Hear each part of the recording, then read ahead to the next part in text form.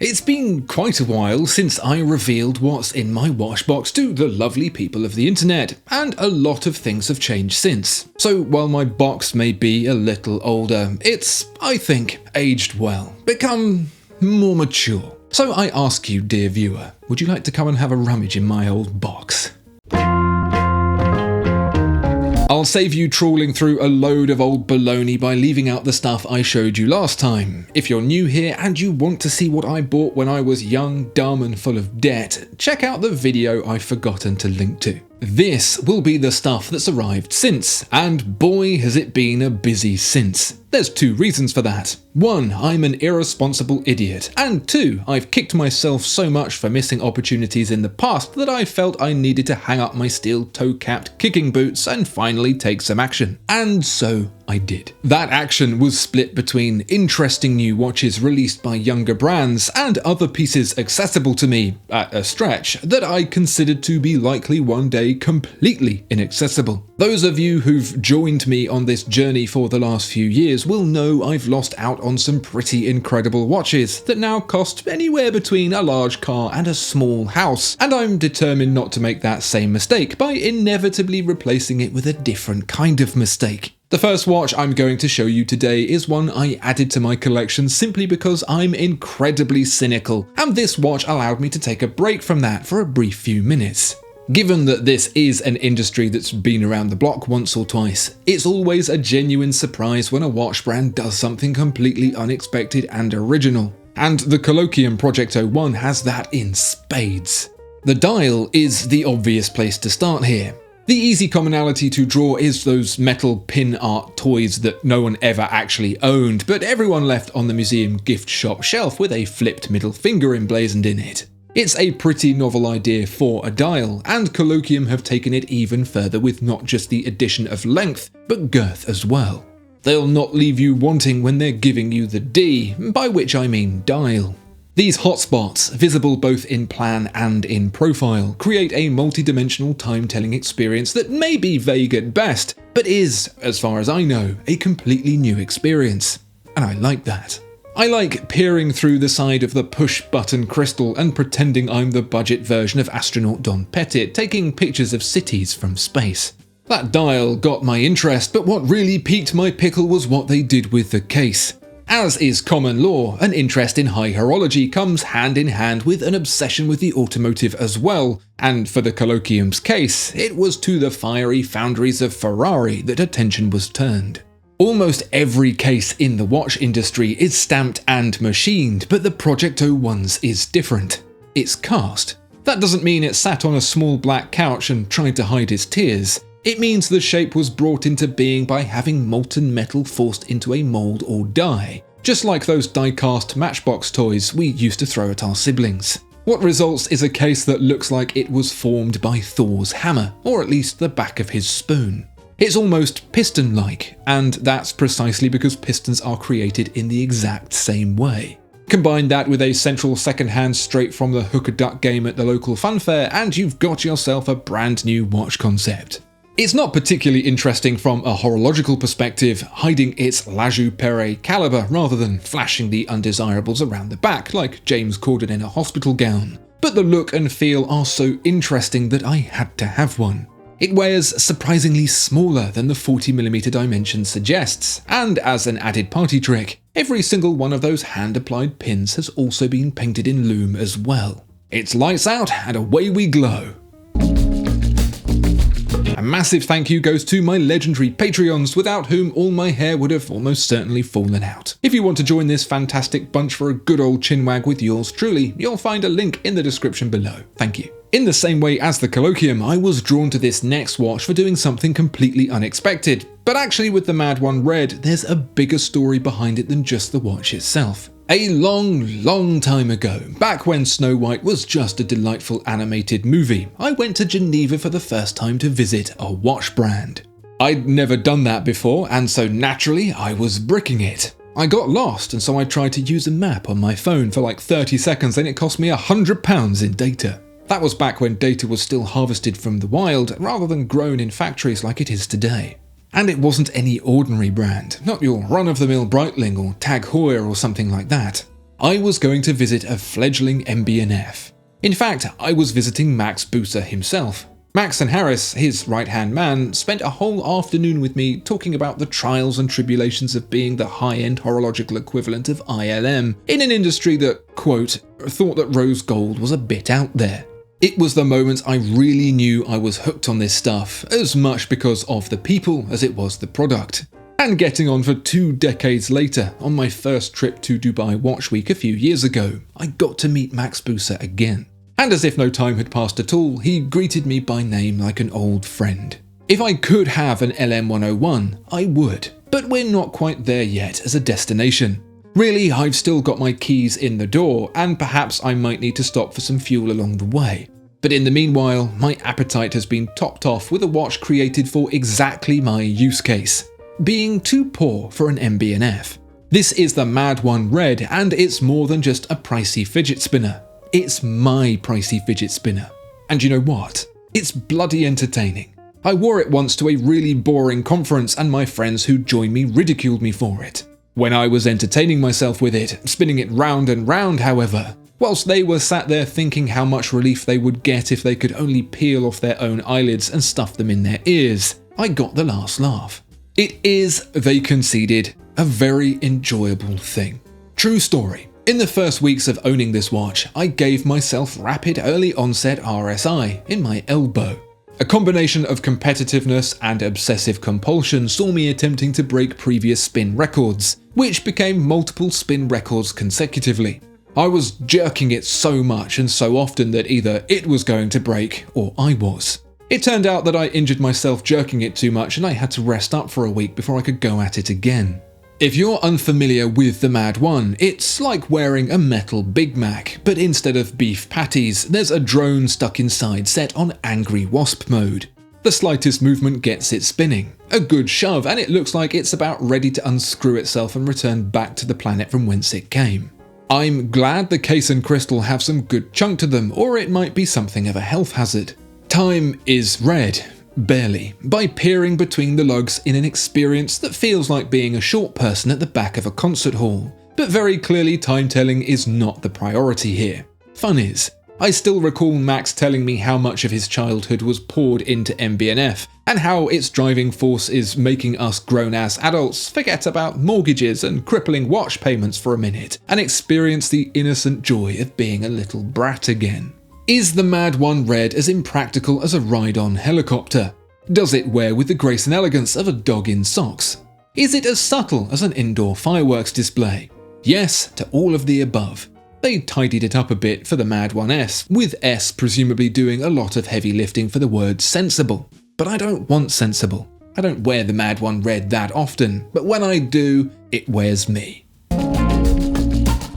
An absolute standout highlight of 2024 for me has got to be the launch of Zelda Echoes of Wisdom, a delightfully 3D rendition of the classic top-down Zelda, but this time actually playing as Zelda, complete with the ability to reproduce objects, creatures, and even food as a tool to negotiate the perils strewn across the land of Hyrule. Also, I quit my job and became my own boss. Stuff like that never really seems to register. I was having a shower the other day and I thought to myself, you could stay in the shower all day if you wanted, and the only consequence would be emerging as wrinkly as an elderly walnut. And that's over a year after I ended my notice period and woke up one morning unemployed by anyone but myself. One particular thing that brought this wild concept into sharper focus for me was the creation of my own watch. It's not an easy thing, taking someone else's hard work and picking a different colour, precisely because I didn't want to simply take someone else's hard work and pick a different colour.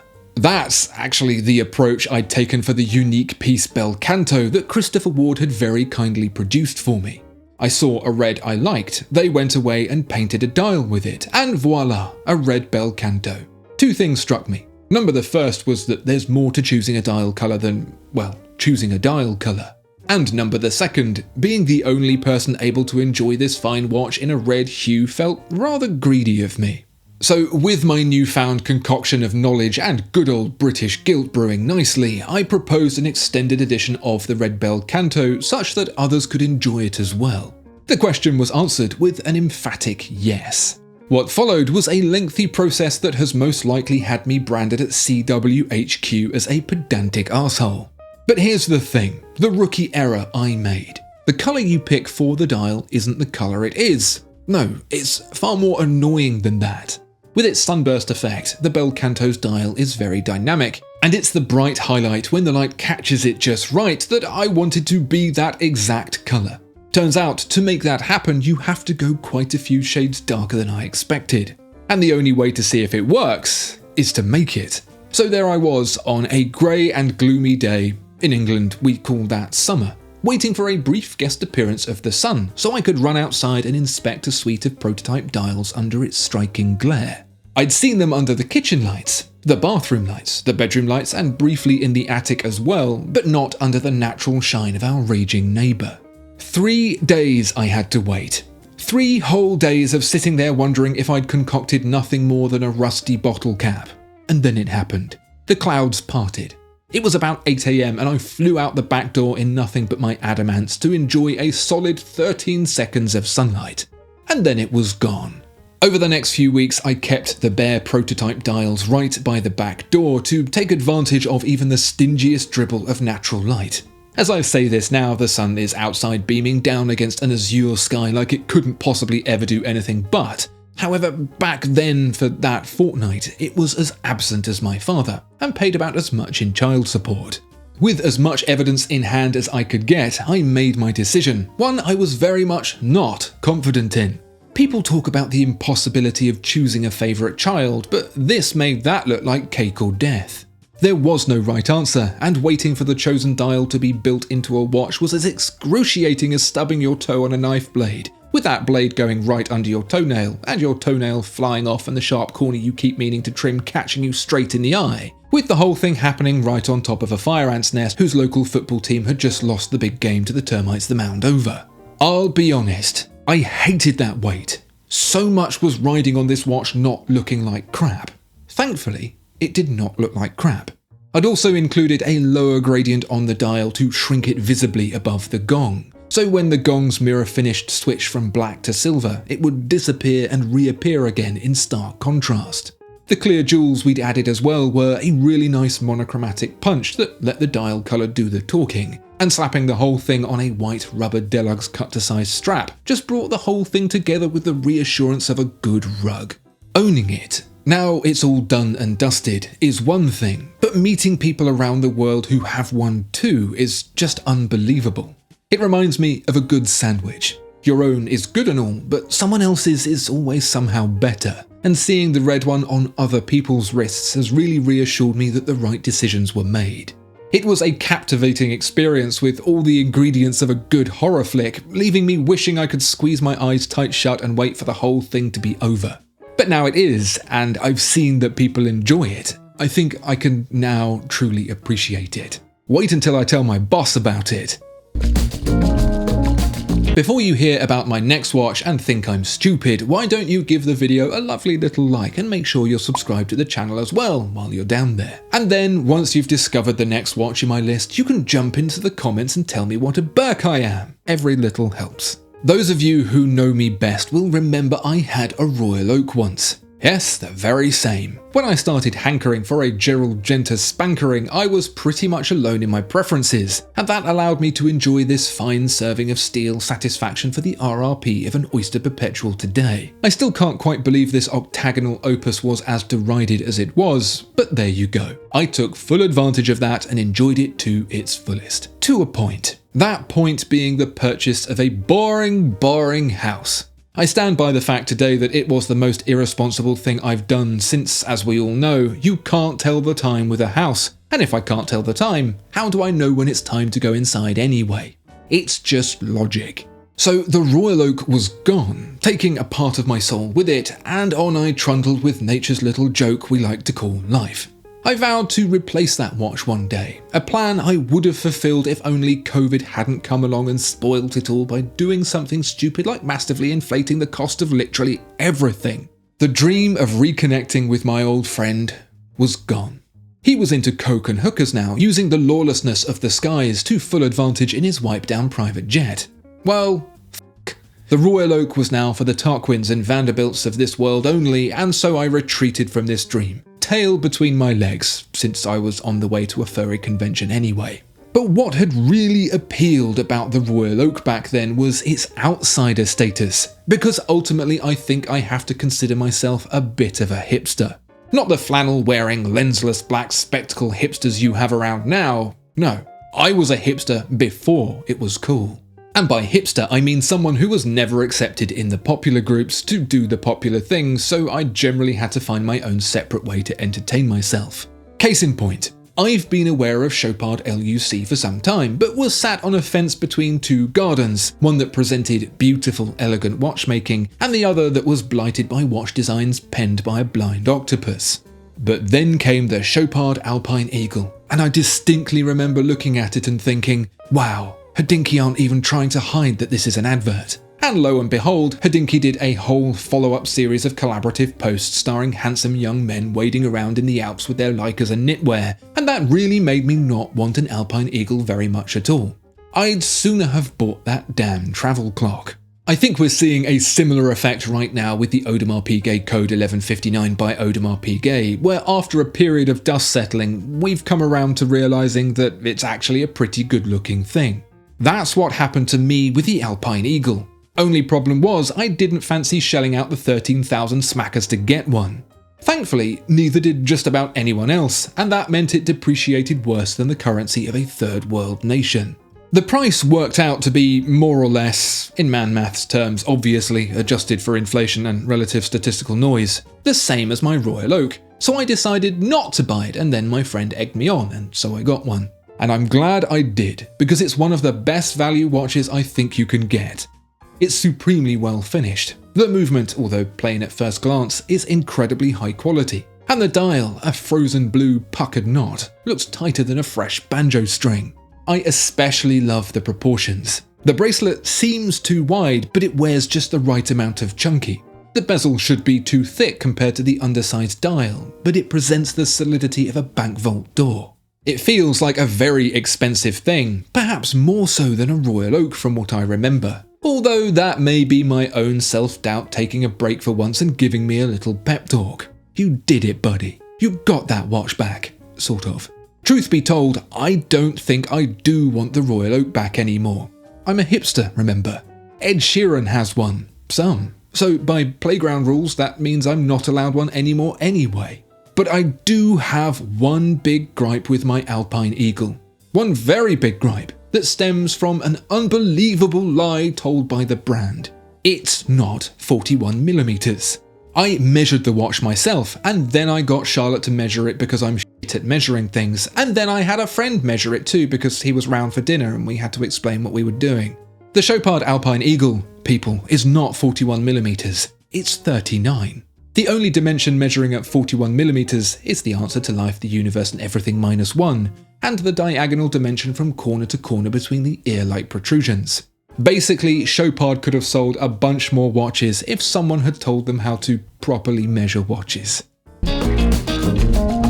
There's a saying we have in my house, and it goes something like this: Rolex. It's a saying I quote often, either in whole or in part, and it's become an integral facet of our lives. Thankfully, I have a job I can blame it on, rather than simply having to acknowledge that I have a problem. And I do have a problem. Or at least, I did. I didn't have a Rolex. Like the Audemars Piguet, I did once upon a time, but that fairy tale had long since ended when the Wicked Witch killed the princess, the prince, and kicked his dog for good measure.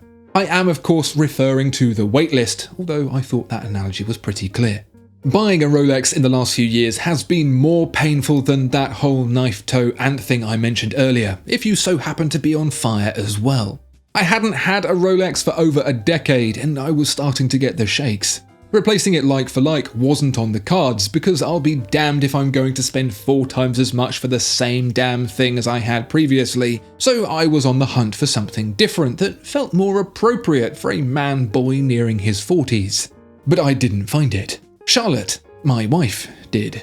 We're both long-time subscribers to Subdial, a pre-owned watch retailer specialising in collector-centric watches, who not only support my channel, they also issue a weekly newsletter with the latest watches they've made available for sale. And when I say watches, I mean tempting watches. And Charlotte sent me one, a yellow gold 36mm Day-Date Sands bracelet in perfect old man spec. What was especially pleasant about this watch was the inclusion of a so-called linen dial, a cross-hatched brush pattern that emulates the fine weave of the overweight billionaire's favourite summertime material. Charlotte liked it so much that we made the purchase, and before you could say credit card limit notification, it was with us. And boy oh boy did I steal it off Charlotte. I consider myself a young 39, and us younger chaps don't tend to wear small gold Rolex watches made famously by famously crotchety old men, but any kind of youthful principle I may have once had went flying out the window as soon as I tried it on. It's too small, too gold and too old, being of 1972 vintage, but when it was on my wrist, absolutely none of that mattered at all.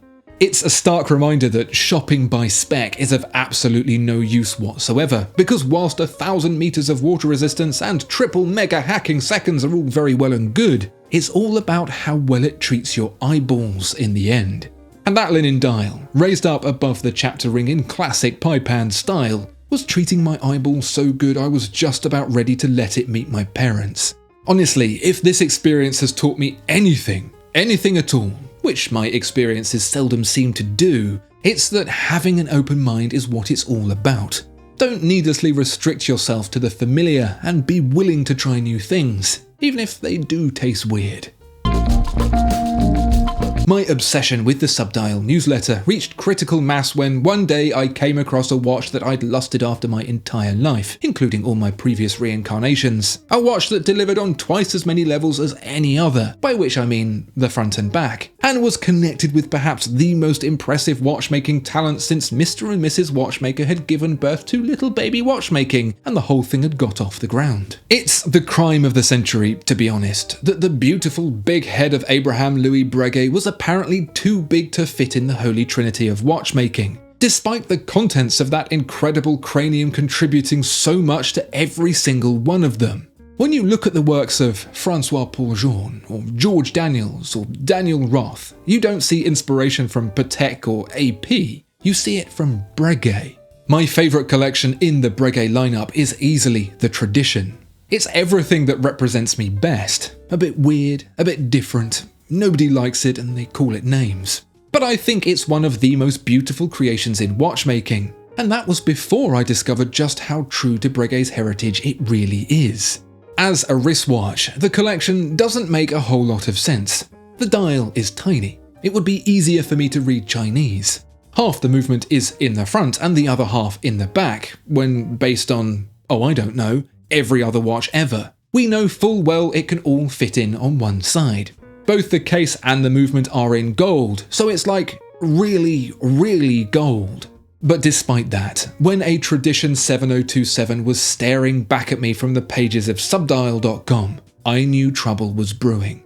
I didn't realise just how much these watches drop in value, well over 65%, and I convinced myself that surely I wasn't going to be the only one to notice, and that I should probably make a bad financial decision now before I made an even worse one if and when it went up in price. I honestly don't think that's an entirely bad shout when 100% of the time, every time, I'd fallen foul of this particular hiccup in the past. It's why Subdial is such a good platform, because they make you aware of watch opportunities you never knew existed. It's like having someone in the late 1980s whisper that perhaps you should consider a slice of delicious apple stock pie. I'm not suggesting these watches will definitely go up in price, more that there's a lot of untapped value that most people just aren't aware of. And I'd tap that value good.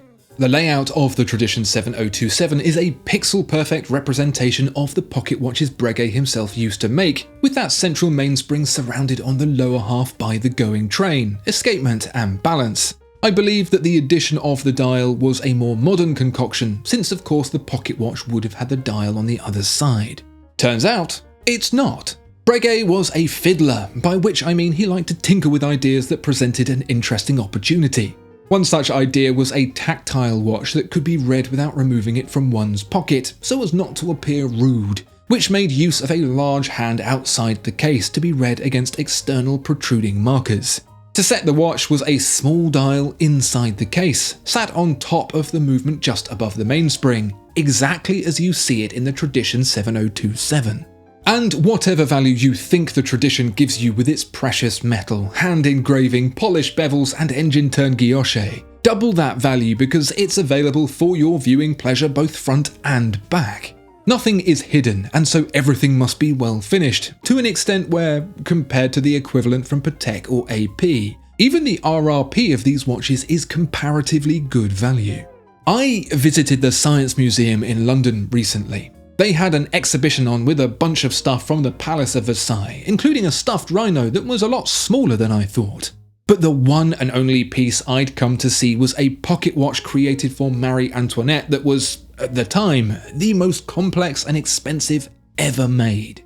It was supposedly made at the request of an admirer of Marie Antoinette, and it took so long to create that by the time it was completed by Breguet's son, the admirer had died, Marie Antoinette had died, and Breguet himself had died too.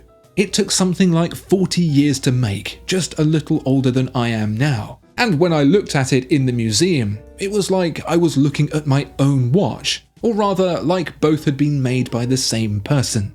And I think that's pretty impressive since they had been made a quarter millennium apart. It makes the tradition feel incredibly permanent, like I'm merely a custodian for a museum piece, and I absolutely love it. It's been a busy year, and I don't think it's showing any signs of slowing. So what's next for my growing collection? Maybe you have some suggestions you'd like to leave in the comments below. In the meantime, if you like the straps you've been seeing my watches on, those have been supplied by the lovely people at Deluxe, whose link you'll find in the description. Please do check them out for a wide variety of strap options across materials, colours and patterns. There's something there to suit any taste and any watch. I have some goals, some ideas. I've seen on Subdial, actually, that there's some really good Parmigiani stuff at enticing prices. Daniel Roth too, which, given how much the new pieces are going for, seems like it'll not hang around at that price for long. And of course, there's not just the stuff that would be irresponsibly expensive for me to buy, but cripplingly so as well. A Journe CS for close to retail and a Laurent Ferrier for 10,000 under makes me want to do terrible things to future me's financial stability. So please do take the time to check out Subdial so you too can feel my pain. There's a link in the description. And remember, when you die, you can't take these watches with you. So it's better to get them now and enjoy them before you do. See you next time.